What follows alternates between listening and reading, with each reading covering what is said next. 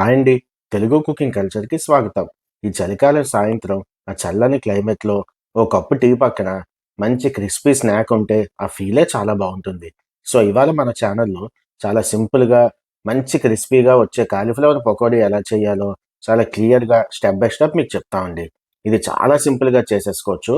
Taste అయితే క్రిస్పీగా వచ్చి కాలీఫ్లవర్ చక్కగా కుక్ అయ్యి చాలా బావుంటుంది. ఇంక వీడియో మొదలుపెట్టేద్దాం పదండి. ముందుగా ఒక గిన్నెలో సరిపడా నీళ్లు తీసుకొని అందులో ఒక పావు స్పూన్ ఉప్పు, పావు స్పూన్ పసుపు వేసేసుకొని, ముక్కల్లా కట్ చేసుకున్న కాలీఫ్లవర్‌ని వేసేసి, ఒక 10 నిమిషాలు ఉడికించుకుందాం. మరి పూర్తిగా మెత్తబడేంత వరకు ఉడికించకండి. లైట్‌గా సాఫ్ట్ అయితే చాలు. అప్పుడే మనకి పకోడీలనేవి క్రిస్పీగా వస్తాయి. ఇలా ఉడికిన తర్వాత నీళ్లను పూర్తిగా వడగట్టి, కాలీఫ్లవర్‌ని కనీసం ఒక 5-10 నిమిషాలైనా చల్లారనివ్వాలి.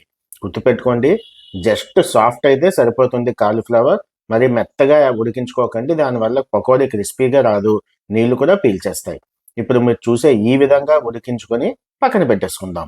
ఇప్పుడు మనం ఈ ఉడికించుకున్న కాలీఫ్లవర్‌లో ఒక స్పూన్ నూనె, 2 స్పూన్లు ఉప్పు, 2 స్పూన్ల కారం, అలాగే ఒక స్పూన్ బేకింగ్ సోడా వేసి ఇవన్నీ చేత్తో లేదా స్పూన్‌తో లైట్‌గా కలపాలి. ఇలా ముందుగా నూనె వేసి మనం కలుపుకోవడం వల్ల కాలీఫ్లవర్ చక్కగా కుక్ అవుతుంది.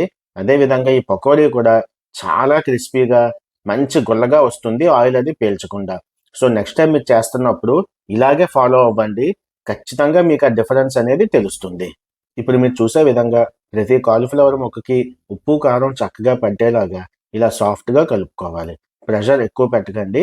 ఇలా కలుపుకుంటే సరిపోతుంది. ఇప్పుడు అందులో 250 గ్రామ్స్ శనగపిండి వేసేసుకుందాం. అదే విధంగా 100 గ్రాముల బియ్యపిండి కూడా వేసుకొని చక్కగా కలుపుకుందామండి. ముందుగా నీళ్లు వేసేసుకోకండి. ముందు ఇవి ముక్కలకి పట్టేలా ఒకసారి అంతా సాఫ్ట్‌గా కలుపుకొని తరువాత దోసెట్లో ఒక 30 ఎంఎల్ నీళ్లు వేసుకుంటే సరిపోతుంది.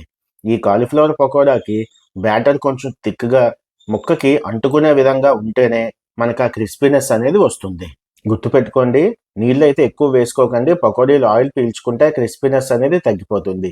ఇలా నీళ్లు వేసిన తర్వాత పిండి కాలీఫ్లవర్‌కి కోటింగ్ అయ్యేలా బాగా కలిపితే సరిపోతుంది. ఇప్పుడు ఒక పాన్ పెట్టి డీప్ ఫ్రైకి సరిపడా నూనె వేసుకోవాలి. నూనె మీడియం నుంచి హై ఫ్లేమ్‌లో బాగా వేడెక్కనివ్వండి.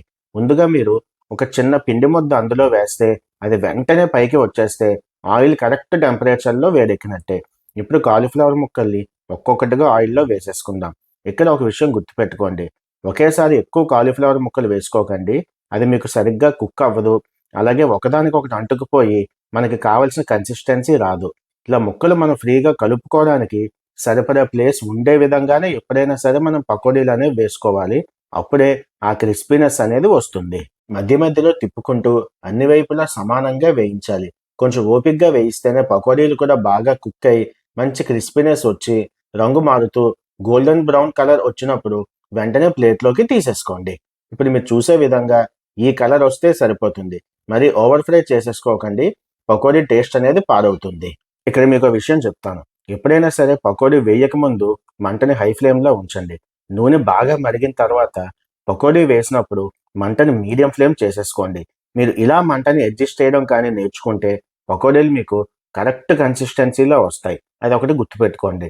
ఇప్పుడు ఇందాకలు వేసిన విధంగానే రెండో బ్యాచ్‌ని కూడా చక్కగా ఆయిల్‌లో వేసేసుకుందాం.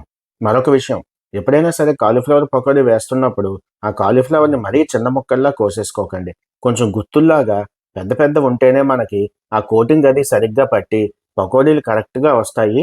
ఇదొక విషయం గుర్తుపెట్టుకోండి. ఇలా రెండో బ్యాచ్ వేసిన తర్వాత అది ఒకసారి అన్ని వైపులా సమానంగా తిప్పుతూ కరెక్ట్ క్రిస్పీనెస్ వచ్చే విధంగా ఫ్రై చేసుకుంటే సరిపోతుంది. మనం రెగ్యులర్‌గా చేసుకునే ఆనియన్ పకోడీ, క్యాబేజీ పకోడీ కన్నా ఈ కాలీఫ్లవర్ పకోడీ టేస్ట్ అనేది చాలా బావుంటుంది. కొంతమంది చిన్నపిల్లలు కాలీఫ్లవర్ తినని వాళ్ళు కూడా ఇలా పకోడీలా చేసిస్తే చాలా ఇష్టంగా తినేస్తారు. మా ఇంట్లో అయితే జరిగే విషయం అదే. మనం వేసుకునే రెండో బ్యాచ్ కూడా మంచి గోల్డెన్ బ్రౌన్‌లో క్రిస్పీగా ఫ్రై అయిన తర్వాత వాటిని ఒక ప్లేట్‌లోకి తీసేసుకుందాం. ఇక్కడ ఇంక స్టవ్ ఆఫ్ చేసేసేయండి.